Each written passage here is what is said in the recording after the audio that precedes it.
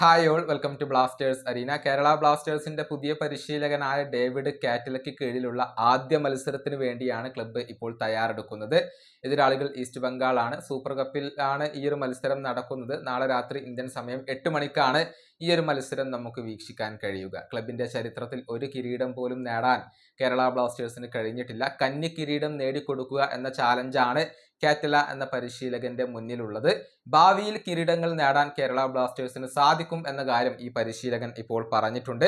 ആരാധക കൂട്ടത്തെ അദ്ദേഹം പ്രശംസിക്കുകയും ചെയ്തിട്ടുണ്ട്. പരിശീലകന്റെ വാക്കുകൾ ഇങ്ങനെയാണ്: ഈ ക്ലബിന് വലിയ ഒരു ആരാധക കൂട്ടമുണ്ട്. ഒരു ക്ലബ്ബ് എന്ന നിലയിൽ ഞങ്ങൾ ഒരുപാട് പുരോഗതി കൈവരിക്കേണ്ടതുണ്ട്.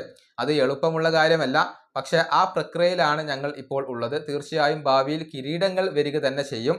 ഈ ക്ലബ്ബ് എന്താണ് എന്നുള്ളതും ഇതിന്റെ വലിപ്പവും എനിക്കറിയാം. താരങ്ങൾക്ക് കോൺഫിഡൻസ് നൽകാൻ ഞാൻ ശ്രമിച്ചിട്ടുണ്ട്.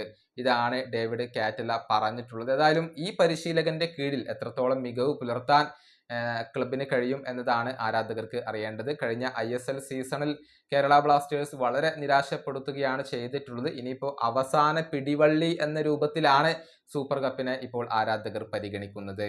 ഈ വീഡിയോ അവസാനിപ്പിക്കുന്നു. അടുത്ത വീഡിയോയുമായി വീണ്ടും കാണാം.